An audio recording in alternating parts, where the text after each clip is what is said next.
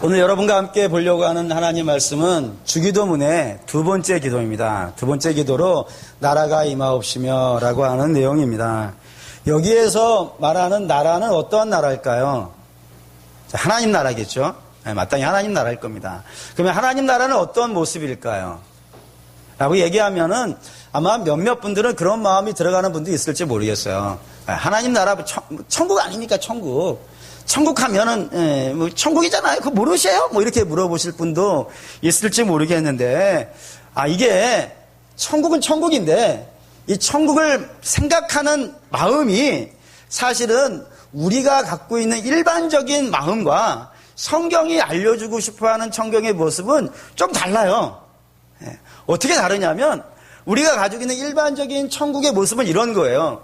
우리가 이 민족이 그동안 쭉 살아오면서 가졌던 사상과 종교라는 게 있지 않습니까? 그런 것들의 영향을 받아가지고 천국하면 이런 생각이 드는 거예요. 여기가 아니고요. 저기. 에? 그리고 살아서는 못 가고 죽어서 가는 곳이고, 그리고 거기는요, 걱정도 없고 근심도 없고 뭐 아무것도 없는, 그냥 신선처럼 살 수 있는 그런 개념으로 이해하시는 분들이 있습니다. 그거는 우리가 가지고 있는 일반적인 종교인들이 가지고 있는 그런 천국의 개념들이 우리에게 이렇게 들어와 가지고 그런 모습으로 나타나는 경우들이 있어요. 근데 성경이 우리에게 알려주려고 하는 천국은 이것보다 큽니다. 그런 게 없다는 게 아니고 그것보다 훨씬 큰 거예요. 말할 수 없이 커요. 그래서 성경이 알려주려고 하는 천국의 개념은 뭐냐면 하나님이 다스리는 곳이에요. 하나님이 통치하시는 곳이에요.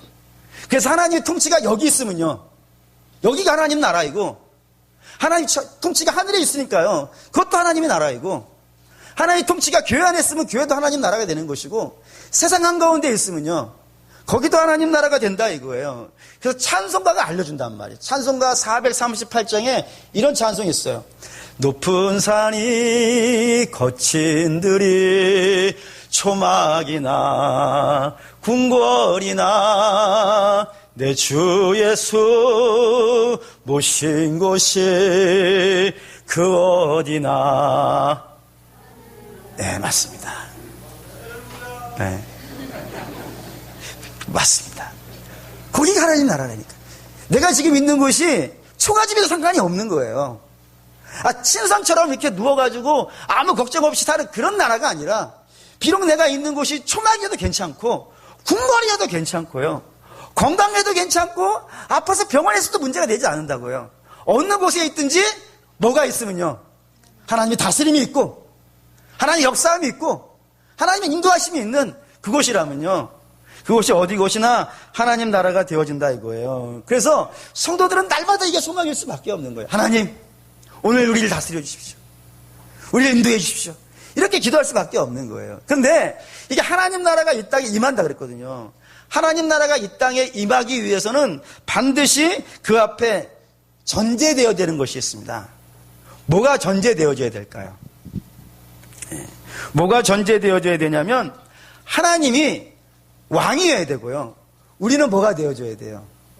백성이 되어야 돼요. 이게 먼저 돼야 돼요. 그래야 나라하지 않겠어요? 나라는 하나님이 왕이 있어서 백성에게 명령하는 그런 곳이 나라지 않겠어요? 그렇기 때문에 하나님 나라가 이 땅에 임하기 위해서는 먼저 하나님은 우리의 왕이 되는 일이 있어야 되고, 그리고 우리는 하나님의 백성이 되는 이 일이 먼저 있어야 되는데, 이 관계 회복을 우리가 뭐라 그런다고요? 구원이라 그런다 이거예요. 그래서 나라가 임하옵시며는 주기도에 두 번째 나오는 거예요. 두 번째. 먼저 이름이 거룩히 여김을 받으시면, 이게 먼저 돼야 된다 그랬어요. 그래서 지난주에 이름이 거룩히 여김을 받는다는 게 뭐라 그러냐고 말씀드렸냐면, 사람들이 하나님 명예를 땅에 떨어뜨렸다고요. 어떻게 해요? 하나님이나 우상이나 쌤 이거 믿어도 되고 저거 믿어도 되고, 꼭 다른 종교가 아니더라도 뭐 돈을 신으로 만들고 권세를 신으로 만들어서 하나님이 아니다, 다른 것이 내게 복을 줄 수 있다, 이렇게 해가지고 하나님의 명예를 피조물 수준으로 떨어뜨려 버렸단 말이에요. 근데 그 하나님이 말세에 되면은 이 명예를 회복하시겠다 이거예요. 어떻게 해요? 어떠한 종교도 할 수 없고, 어떠한 재물도 할 수 없고, 어떠한 지식도 할 수 없고, 어떠한 능력도 할 수 없는 일이 있다 이겁니다. 그게 뭐죠? 죄인을 사랑하여 구원하는 일. 아무도 못한다 이거예요, 그건. 어디도 들어보셨습니까? 죄인을 사랑하는 이야기. 무결점이신 하나님이 결점투성이인 죄인을 사랑하셔가지고 구원하는 이야기는 어느 종교에서도 들을 수 없는 일이고, 어느 우상도 만들어낼 수 있는 것이 아니고, 어느 재물이나 어느 능력도 어느 권세도 만들어낼 수 없는 일을 하나님이 직접 하시겠다 이거예요. 그래서 그 일을 통해서 참신이 누구인지, 참 능력의 하나님이 누군지 내가 명예를 회복하겠다라는 것으로 이름이 거룩히 여김을 받으시옵소서, 이렇게 기도하라고 그렇게 했단 말입니다. 그렇게 되어져서 하나님과 우리의 관계가요, 하나님 왕이 되시고 우리는 백성이 되어지면 그걸로 끝나는 게 아니라 이거예요. 그 다음에 뭐가 있어야 되는 거예요? 왕은 왕대로 돌아다니고 백성은 백성대로 살아가고 이러면 안 되겠죠. 어떻게 돼야 되는 거예요? 왕이 백성을 지배하고 다스리는 일이 있어야 된다 이거예요. 지배하고, 왕이 이 세상에 좀 능력 있는 통치자가 나라를 다스려도 좀 괜찮지 않습니까? 근데 우리를 다스리려고 하는 하나님은요, 완전하신 하나님이지 않습니까? 할렐루야. 그분이 다스리시니까요, 얼마나 좋은 것들이 많겠어요. 그 안에 얼마나 부유한 것들이 많겠어요. 그래서 그거를 가장 잘 이야기해주는 성경을 하나를 보려고 합니다. 마태복음 13장인데, 마태복음 13장은 우리가 그 유명한 천국장입니다. 네, 천국장입니다. 헷갈리지 말으셔야 돼요. 네? 천국장이에요. 거기에 천국의 모습을 설명하시는데 이렇게 나와요. 네. 씨 뿌리는 자의 비유를 말씀하시는데, 씨 뿌리는 자가 씨를 4군데 밭에다가 뿌려요. 똑같은 씨 뿌리는 자가 똑같은 씨를 4군데 밭에 뿌린다고요. 하나는 길가, 또 하나는요 돌밭, 세 번째는요 가시밭, 네 번째는요 좋은 밭, 여기 뿌린다고요. 그 중에 어디서만 밭이 열매가 맺는다고요? 좋은 밭. 좋은 밭에만 나온다고요. 그래서 어떤 분은 이렇게 얘기하는 걸 봤어요. 그러니 좋은 밭에서만 결실을 맺으니까 길가 같은 마음을 걷어내시고, 돌밭 같은 마음에 돌을 빼내시고, 가시밭 같은 그 가시를 빼내시라고, 그래야 결실을 할 수 있다고. 근데 제가 볼 때는 그건 틀린 설교 같아요. 왜 틀리냐면은 길이 어떻게 자기를 걷어낼 수가 있겠어요? 그렇잖아요? 돌밭이 어떻게 자기의 돌을 빼낼 수 있겠어요? 가시밭에 밭이 어떻게 자기 안에 있는 가시를 빼낼 수 있겠어요? 혹시 보셨습니까? 아스팔트가 지가 막 일어나가지고 뭐 도로 까든가요? 그런 일은 없어요. 반드시 길가 같은 마음의 길가를, 딱딱한 마음을 걷어내고, 그 안에 숨겨져 있는 돌을 파내고, 그 안에 무성하게 자라있는 가시를 빼내는 거는 누구만 할 수 있는 거예요? 씨 뿌린 자만 할 수 있는 거예요. 농부만이. 농부가 갈아줘야 된다고요. 농부가 친히 갈아서 그 모든 걸 빼내줘야 된다고. 그러면 좋은 밭이 된다고요. 그거처럼 우리가 우리 스스로 좋은 밭이 될 수 없다고요. 우리 스스로 구원에 이를 수 없다고요. 할렐루야. 누가 해줘야 되는 거예요? 하나님이 해주셔야 되는 거예요. 하나님이 좋은 밭으로 만들어주셔야 된다고요. 그래서 그 좋은 밭이 되면 어떻게 일이 벌어진다고요? 말할 수 없이 놀라운 일이 발생되는 거예요. 그러니 여기 좋은 밭이라는 것은 구원받은 자예요. 구원받은 자. 반면에 나머지 3개의 밭은요, 여전히 죄 아래, 권세 아래 묶여있는 자예요. 그래서 죄의 권세 아래 묶여있는 자에게는 복음을 주면 복음이 어떻게 되겠어요? 마귀가 집어가 버리는 거예요. 돌밭에 뿌려놓으면요, 햇빛이 나면 그게 고난이나 환난이나 어려움이라 그랬어요. 그 고난과 환난이 복음을 다 죽여버려요. 그리고 가시밭에 놓으면요, 복음을 거기다 전달해주면요, 가시, 세상의 염려와 죄리에 대한 욕심들이 와가지고 다 찔러가가지고 그 열심을 맺지 못하도록 만들어버린다고요.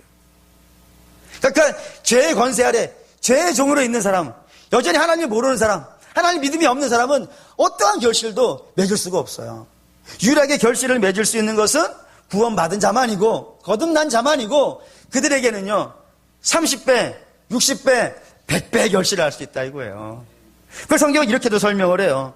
하나님의 나라가 임하면, 하나님의 나라가 임해서 하나님이 친히 다스리는 역사가 일어나면은 어떤 일이 벌어지냐, 이런 거 벌어져요. 한번 볼까요? 누가복음 11장 20절 읽겠습니다. 그러나 내가 만일 하나님의 손을 힘입어 귀신을 쫓아낸다면 하나님의 나라가 이미 너희에게 하나님의 나라가 임하면 어떤 일이 벌어진다고요? 귀신이 쫓겨나간다 이거예요. 마치 빛이 들어오면요, 어둠은 물러가는 거예요. 그냥 오면 물러가는 거예요. 그래서 하나님이 다스리면은 우리 안에, 이 세상 안에 마귀가 다스리고 있으면 마귀가 떠나고 사단의 견고한 진도요, 다 무너져 가는 거예요. 그런 일이 있어요. 두 번째는 이런 일도 있어요. 이사야 11장 6절에서 9절 읽을게요.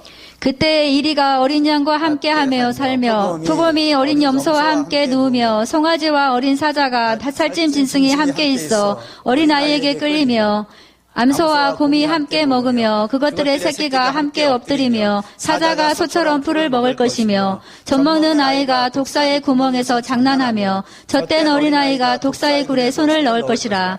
내 거룩한 산 모든 곳에서 해됨도 없고 상함도 없을 것이니 이는 물이 바다를 덮음같이 여호와를 아는 지식이 세상에 충만할 것임이니라. 예, 하나님을 아는 지식, 하나님이 왕이시고 하나님 모든 것을 통치하시고 그런 역사가 일어나는 하나님의 곳에는 말이죠, 원수가 어떻게 되는 거예요?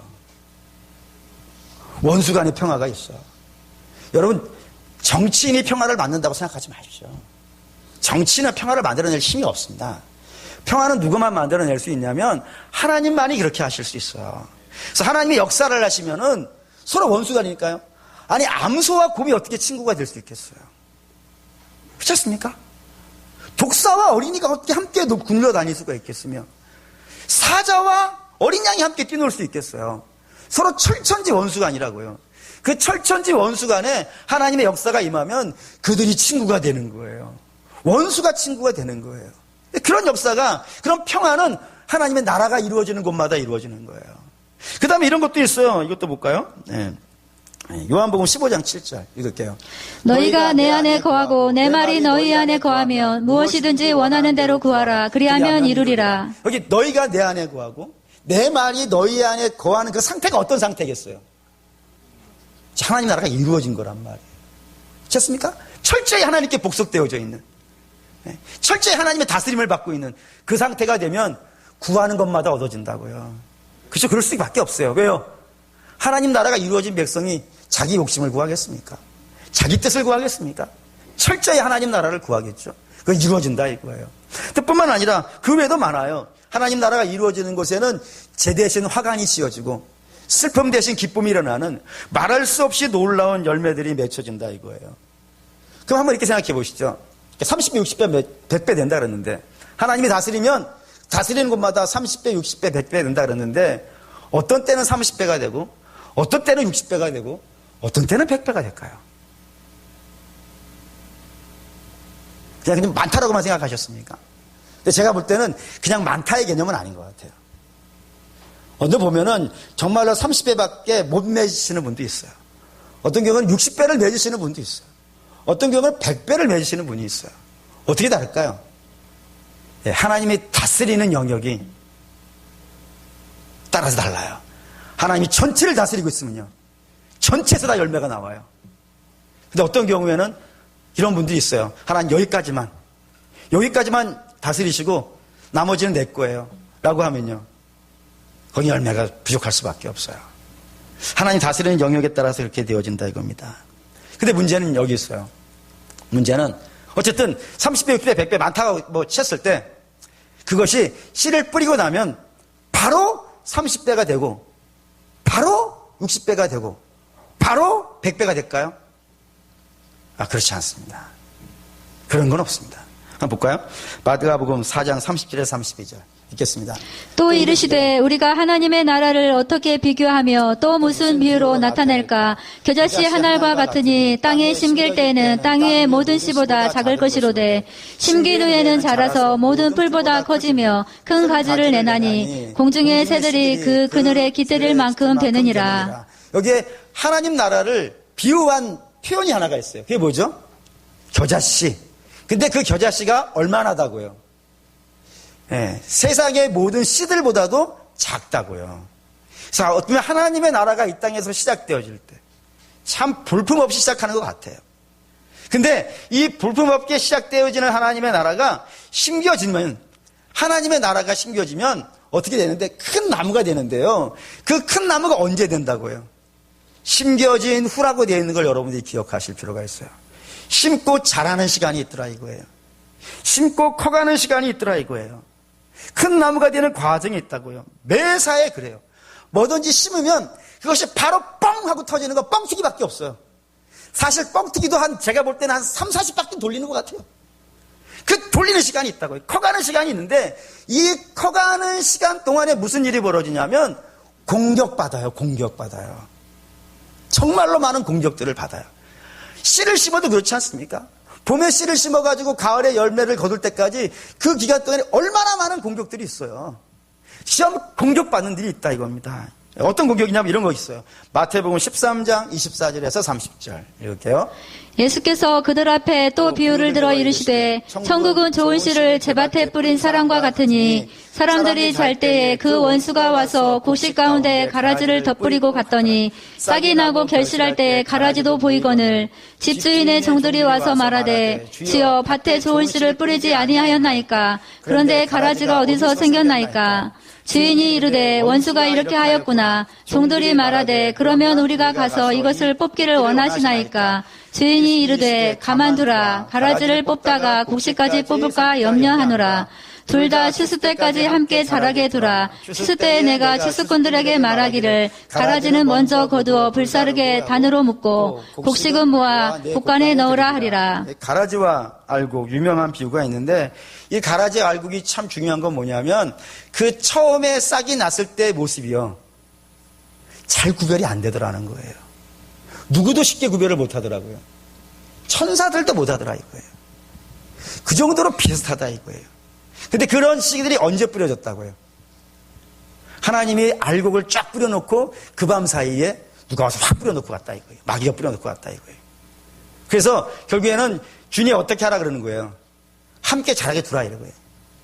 그래서 여러분 우리 주변에는 가라지들이 있어요. 여러 모양으로 여러 형태로 같이 자라고 있다니까요. 근데 이 같이 자라는 거로만 끝나면 문제가 안 되는데 이 가라지라는 것이 꼭 특성이 있어요. 무슨 특성이 있어요? 그 알곡을 잡아먹으려고 하는 특징이 있단 말이에요. 네? 그렇지 않습니까? 알곡이 가져가야 될 양분을 지가 가져가요. 그래서 지가 먼저 막 커버리잖아요. 그리고 막 뿌리를 알곡 쪽으로 막 뿌려가지고 그 알곡을 막 질식시키려고 그러기도 하고 알곡에게 와가지고 가라지가 막 이야기도 해요. 너는 지금부터 가라지야. 그런 동화도 있지 않습니까? 유명한 동화가 하나가 있어요. 오리 한 마리, 오리떼들이 말이죠. 그 백조 새끼를 하게 놓고 너는 오리야 한다니까요. 근데 왜 이렇게 못생겼어 한다니까요. 그래가지고 오리가 어떻게 되는 거예요? 오리가 아니죠.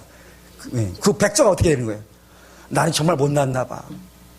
난 정말 미련한가 봐. 난 쓸모없는가 봐. 그렇게 만든단 말이에요. 여러분 아시잖아요. 걔가 그 더러운 털을 싹 뽑아버리고 나서 그 악한 본성을 다 뽑아내고 나서 그리고는 거기에요. 놀라운 털이 나는 거예요. 그리고 슝 날아가 버린다. 그러고 있다고요 지금. 우리를 자꾸 그렇게 만들고 있다니까요. 자꾸 공격하는 것들이 있어요. 자꾸 우리로 하여금 자존감이 무너지게 하고 우리가 알곡이 아닌 것 같이 알게 하기도 하고 그런 일들이 자꾸 벌어져가지고 넘어지게 하는 그런 것들이 있더라 이겁니다. 근데 여기 중요한 게 있어요. 근데 알곡은 어떻게 된다 이거예요. 알곡은 커간다 이거예요. 실패하지 않아. 이 땅의 농사는 실패할 수 있지만 하나님이 하시는 농사는요 실패할 수가 없어요. 알곡은 반드시 알곡이 돼서 열매를 맺게 될 거예요. 그렇게 자라가게 됐겠지만 그럼에도 불구하고 끊임없이 공격을 받는다 이겁니다. 그 공격받는 장면 중에 아주 유명한 장면이 하나가 있어요. 이거 한번 볼까요? 마태복음 11장 12절 있습니다. 세례 요한의 때부터 지금까지 천국은 침노를 당하나니 침노하는 자는 빼앗느니라. 이 말씀이 참 중요한 말씀인데 언제 읽어도 번역이 틀렸다는 생각이 들어요. 이게 침노라는 말이 어떤 단어냐면 쳐서 깨트리는 거예요. 폭행을 가하는 거예요. 근데 여기가 이렇게만 읽어버리면 어떤 느낌이 드냐면 천국이 있는데 내가 가서 천국을 폭행을 하는 거예요. 천국을 부셔버리고 들어가는 그런 느낌이 든다 이거예요. 그래서 막 천국은 때를 쓰면 들어가는 것 같고 악다구니를 부리면 막 들어가는 것 같고 이런 느낌으로 들려진다 이겁니다. 근데 그런 뜻이 아닌 거예요. 이게 무슨 뜻이냐면 천국이 그 자체의 힘이 있는 거예요. 어떤 힘이요? 막 뻗어나가는 힘이 있단 말이에요. 그래서 앞에 어떤 장애물이 있다 하더라도요. 그 장애물을 때려보시고 가는 거예요. 마치 나무 뿌리 같은 느낌이 들어요. 나무 뿌리는 땅 속에 있지 않습니까? 어떤 경우에는 뭐 바위 속에 들어있는 경우도 있는 것 같아요. 캄보디아 갔더니 앙코르와트에 그런 거 있어요. 막, 네, 바위 위에 막, 네, 있어요, 진짜로. 뭐라고 해야 되는지 모르겠지만, 영화에도 나오잖아요. 근데 그 뿌리가 그 나무를 뚫어버린다. 아니, 나무를 뚫어버 아니죠. 네? 돌을 뚫어버려요. 막 뚫고 나가는 거예요. 이런 것도 보셨어요? 네? 막 뚫고 나간다니까요. 못 들어보셨어요? 땅이 아무리 다져져 있다 하더라도 뿌리는 그걸 막 뚫고 나간다니까요. 그런 힘이 있어요. 천국이 그런 힘이 있다 이거예요. 하나님이시니까. 네? 사람이시가 아니고 하나님이시기 때문에 이게 막 뻗어나가면서 아무리 악한 것들이 막 진을 치고 못 나가게 붙잡고 있더라도 천국은 몰고 나가는 힘이 있단 말이에요. 할렐루야. 근데 그 뒤에 나오는 이름들이 나와요. 침노한 자는 빼앗으리라. 그럼 그건 뭘까요? 그렇게 막 뚫고 나가는 천국이 어디에 있으니까요? 우리 안에 있다니까요. 우리 안에 하나님의 다스림이 있다니까요. 그럼 그걸 누가 맡겠냐 이거예요. 누가 맡겠냐고. 막 뚫고 나가는 거예요 그냥. 아무리 장애가 있고 힘든 일이 있더라도 막 뚫고 나가가지고 세상에서 제일 작은 씨가 제일 큰 나무가 되고 씨밖에 안 되는 것이 30배, 60배, 100배를 맺기도 하고 가라지같이 봤을 때는 별것도 아닌 것이 어느 날은 큰 곡식이 되어지기도 하고 그런 역사들이 막 나타난다 이거예요. 막 나타나는데 그렇게 막 나타나는 게 결론이고 그 중간에는요 수많은 공격들이 있다 이거예요. 수많은 어려움들이 있다 이거예요. 네, 그거를 성경을 제가 이렇게 설명드릴게요. 이거 중요하니까 이렇게 설명드릴게요. 쉬운 예를 하나 드리겠습니다. 평생 교회를 한 번도 안 다녔던 분이 어느 날 갑자기 교회를 나왔어요. 하나님의 인도를 받아서 교회를 나왔어요.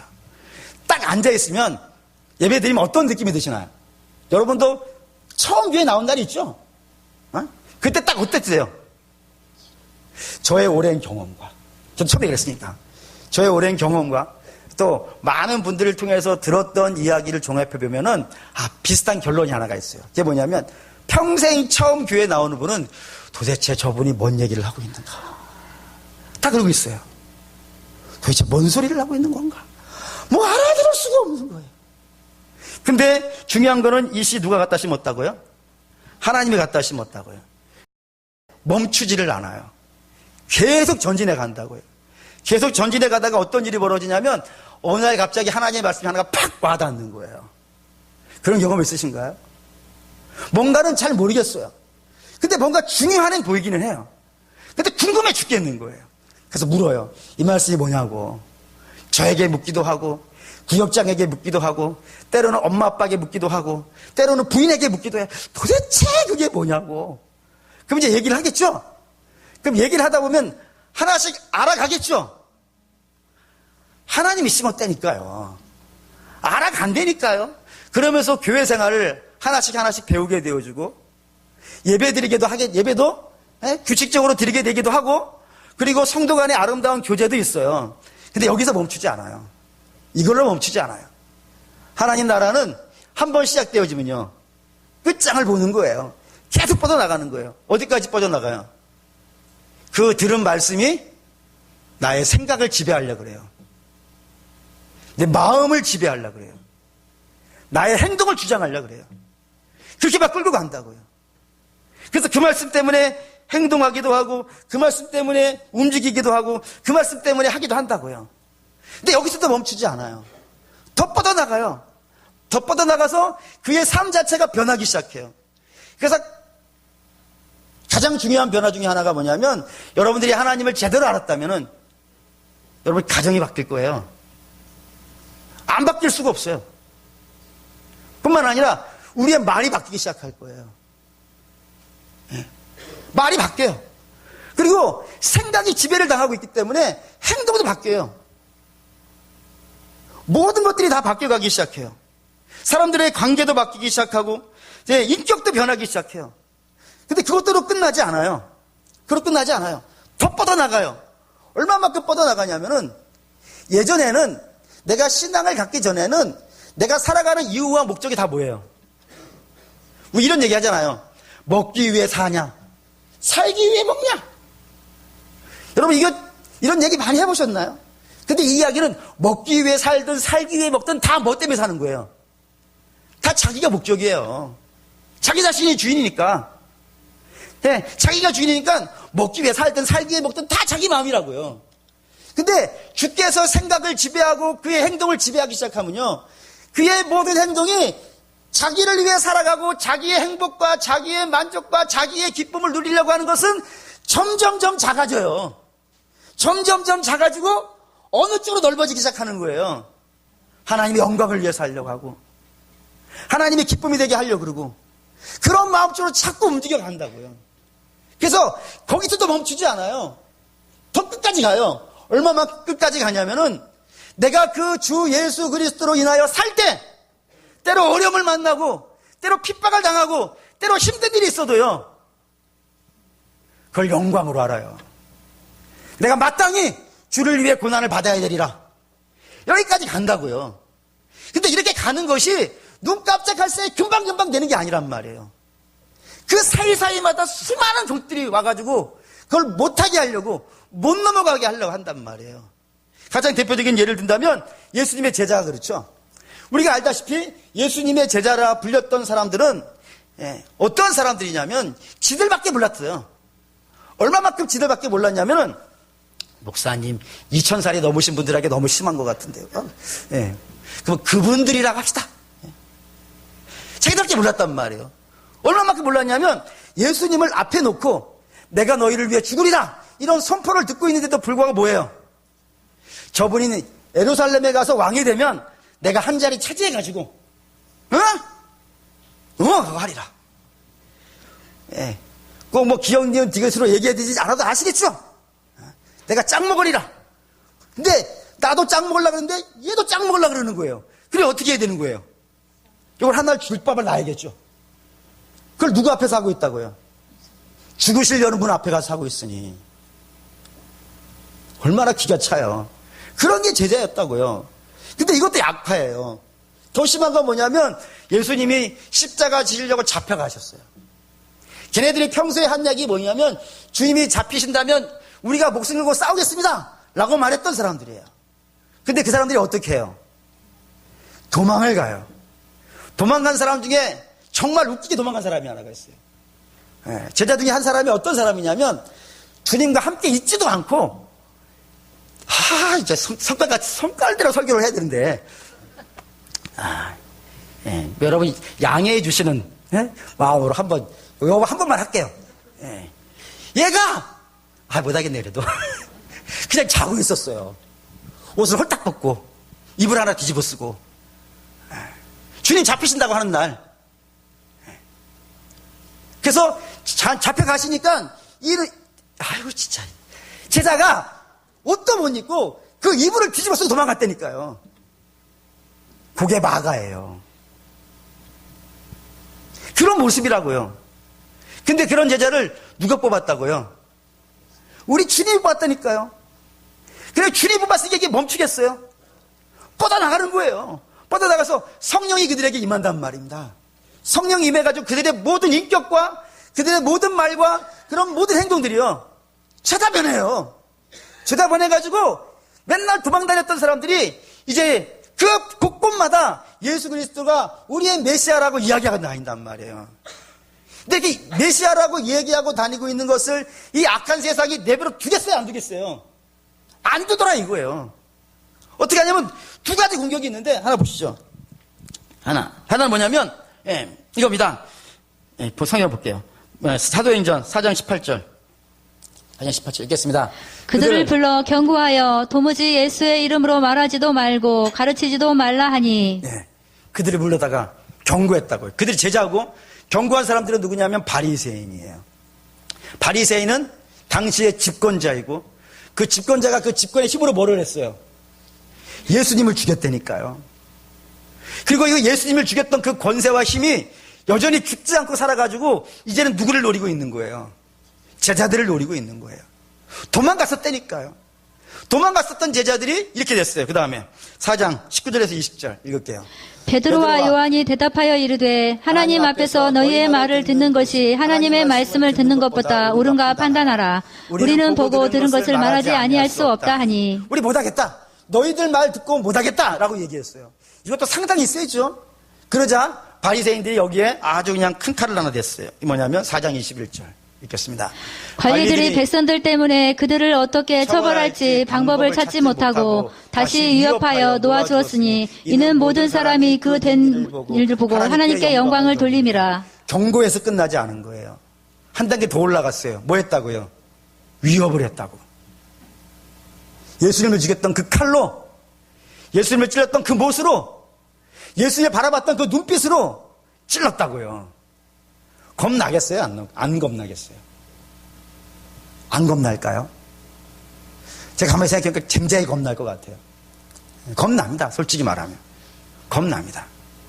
그 겁나서 어떻게 하는 거예요? 사도행전 4장 29절 읽겠습니다. 주여 이제도 그들의 위협함을 굽어보시옵고 또 종들로 하여금 담대히 하나님의 말씀을 전하게 하여 주시오며. 뭐 하고 있다고요? 기도하고 있어요. 왜 기도하고 있어요? 무서워서 그래요. 자기 힘으로는 안 되겠어요. 앞에서 호기 있게 얘기하기는 왔지만 무서운 거예요. 실제로 그 권력이라고 하는 것은. 사람 앞에 가서 하나님, 저들이 주님을 바라봤던 그 눈빛으로, 주님을 찔렀던 그 칼로 우리를 노리고 있습니다. 우리를 위협하고 있습니다. 주여 우리를 좀 굽어 살펴봐 주십시오. 그리고 그 다음 절에는 이런 거 있어요. 4장 30절 읽겠습니다. 손을 내밀어 병을 낫게 하시옵고 표적과 기사가 거룩한 종 예수의 이름으로 이루어지게 하옵소서 하더라. 여기에 있는 내용이 하나님 나라의 모습이잖아요. 아까 봤듯이 마귀가 떠나가고 기도하는 것이 이루어지고 이게 모습이라고요. 다시 말하면 그 기도가 뭐였냐면은 하나님, 우리가 지금 위협 아래에 있습니다. 근데 이 위협을 우리의 힘으로는 이겨낼 방법이 없습니다. 그러니 주여 우리에게 하나님 나라가 이루어지게 해주십시오. 하나님이 다스려 주십시오. 하나님이 이끌어 주십시오. 그럼 우리가 능히 이길 수 있을 줄 믿습니다. 라고 했다 이거예요. 그러니까 여러분, 진격하는 하나님의 나라, 돌진하는 하나님의 나라, 그거를 악한 자들이 막으려고 했을 때 우리가 상대할 수 있는 힘은 하나님 나라가 우리 안에 임하는 거라 이거예요. 그러니까 하나님 다스림이 있고 하나님의 역사심이 있으면 어떠한 적이 있더라도 그 하나님 나라 자체의 강력한 주 예수 그리스도의 힘과 권세가 있기 때문에 몰아낸다 이거예요. 그런 힘이 있어요. 근데 그 하나님 나라를 막는, 하나님 나라, 진짜한 하나님 나라를 막는 것이 꼭 외부에만 있는 건 아닌 것 같아요. 또 하나가 있어요. 그게 뭘까요? 그게 나예요. 내가 막을 때가 많이 있어요. 우리의 언약함이, 우리의 못남이, 우리의 죄스러움이, 우리의 미련함이 막아요. 막아서 우리가 분명히 하나님 백성이라고 말을 함에도 불구하고 하나님이 나의 인생의 전부를 지배하는 것을 원하지 않을 경우가 있어요. 하나님 이것만 하세요. 하나님 제가 교회 갔을 때만 하나님 하세요. 제가 집에 있을 때는 그렇게 하지 마세요. 제가 직장에 나갔을 때는 그렇게 하지 마세요. 하면서 그렇게 다니는 것이 아무런 문제가 안 된다고 생각하는 경우들이 있는 것 같아요. 근데 여러분, 그러면 안 됩니다. 하나님은 당신의 택한 백성이라면은 그대로 두지 않아요. 하나님 반드시 진격하는 하나님이시고 돌진하는 하나님이시고 그를 30배, 100배로 만들어내시는 하나님이기 때문에 그런 하나님의 나라가 내 삶의 어느 한 부분만 내빼두게 하지 아니하시고 그걸 반드시 무너뜨리고 하신다 이거예요. 마치 야곱처럼요. 야곱이 하나님 받고 씨름하잖아요. 지 고집대로 살아가려고 씨름하잖아요. 그 고집을 하나님 어떻게 하시는 거예요? 부셔버린다니까요. 부셔버려가지고 하나님이 그걸 지배하려고 하신다니까요. 그래서 성도는 반드시 그런 마음 가지셔야 돼요. 하나님, 내 생각도 하나님께 드립니다. 하나님 지배해 주십시오. 하나님, 이 못나은 마음이지만 이 못나은 마음도 하나님께 내어놓습니다. 하나님 그 마음도 지배해 주세요. 근데 이렇게 형이상학적인 내용, 추상적인 것만이 아니라 구체적인 것도 마찬가지예요. 하나님, 내 돈도 하나님께 다 드립니다. 하나님 그 돈도 내 마음대로 쓰지 않게 해주시고 하나님이 직접 다스려서 쓰게 해주십시오. 사실 여기서 굉장히 센 아멘 나올 거라 믿었는데 그래야 됩니다. 내가 지식을 갖고 있어요. 여러분 그 지식도 내 것이 아닌 거 아시죠? 그것도 하나님이 주신 지식인데 그걸 내 것이라고 주장해서 내 마음대로 쓰려고 하는 경우들이 있어요. 근데 그렇게 하지 않냐고. 주님 이것도 주님의 것이오니 주님이 직접 다스려 주십시오. 특별히 우리가 참 욕심내는 것 중에 하나가 뭐냐면 자식이죠. 자식을 내 마음대로 키우고 싶은 마음이 굉장히 커요. 저도 그렇기도 하고. 근데 여러분, 원래 그 하나님 거였잖아요. 아까도 기도했지만 내 마음대로 커야 될 문제가 아니지 않습니까? 하나님 뜻대로 커야 되지 않겠습니까? 그러니까 하나님께 내어놔야죠. 아브라함이 그 믿음을 인정받을 때가 자기 아들 내어놨을 때 아닙니까? 하나님 거를 하나님 것으로. 그게 내어놔야 돼요. 가정도 내어놓고. 그래서 식탁 위에 이런 거 쓰여있지 않습니까? 이 식탁의 주인은 돈 번 사람입니다. 자꾸 하나님입니다. 써있지 않아요? 꼭 뭘 판에다가 써가지고 붙여놔야 거기에 써져 있는 거예요. 그 마음에 그런 고백이 있지 않습니까? 그래야 돼요. 그 집의 주인도 하나님이에요. 하나님의 영역을 제한하지 마십시오. 직장도 하나님의 것이에요. 하나님이 그 직장 붙잡아주지 않으면 견뎌낼 수 있을 것 같습니까? 다 하나님의 것이잖아요. 하나님이 직접 다스려야 되는 거예요. 근데 거기 자꾸 하나님이 이건 하나님께 아니라고 생각을 하는 거예요. 그런데 속지 마십시오. 그건 악한 자가 준 생각이고 하나님이 주신 것이라면은 그럼 몽땅 다 하나님의 것이에요. 하나님이 지배하고 계셔야 돼요. 하나님이 다스리고 있어야 돼요. 그렇게 모든 영역에 하나님의 나라가 임해지게 해 주십시오라는 것이 나라가 임하옵심이에요.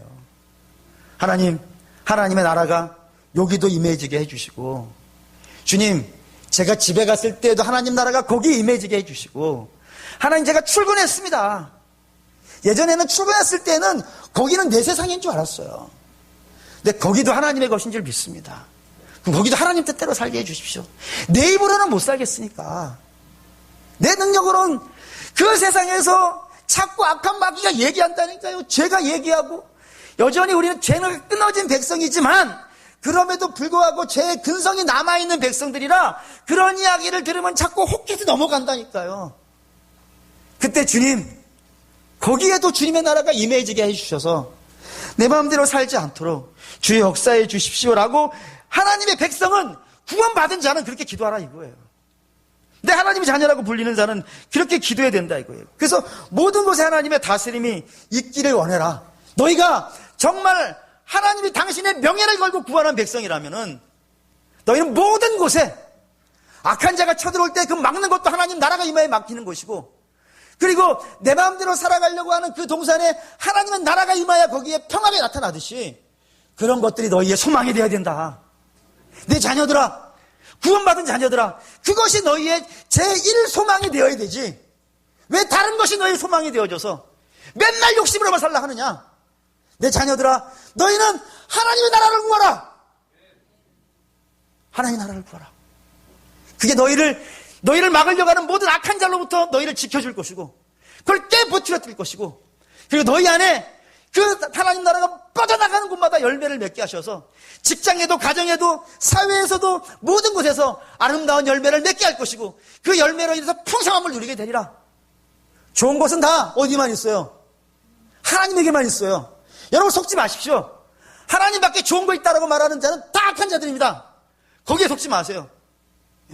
간혹 지난 금요일에도 그런 설교를 한번 슬쩍 농담 삼아 했지만, 여러분 어떤 분이 그런 말 절대 진짜로 했어요. 뭐라 그랬냐면, 목사님 천국은 너무 심심할 것 같아요. 거기 뭐 재밌는 게 있겠어요. 그런데 지옥에는 황진이도 있고 클레오파트라도 있고 얼마나 재밌겠어요. 그래서 제가 그랬어요. 그럼 가라고 그리로. 그랬더니 눈을 막 시뻘게 뜨더라고요. 가기는 싫었는지.